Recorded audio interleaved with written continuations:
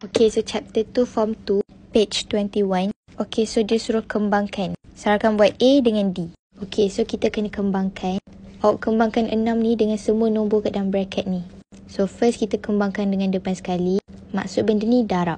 So 6 darab 3. Dapatlah 18. So 18. Lepas tu kembangkan lagi dengan dalam bracket ni. 6 darab 4.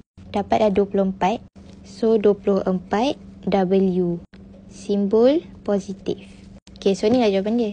Okay, so ni nampak macam susah sebab ada pecahan. Tapi dia sama je. So, jangan takut. Kembangkan dengan semua dalam bracket. Kita kembangkan yang pertama dulu. Negatif 2/3 darab 9. Negatif 2/3 darab 9. Dapatlah negatif 6. So, negatif 6. Y darab Y dapatlah Y square. Okay, kembangkan lagi dengan dalam kurungan. Negatif 2/3 darab negatif 3. Dapatlah 2. So, 2. Sebab tak ada negatif maksudnya positif. So, simbol positif. Y darab Z. Dapatlah YZ.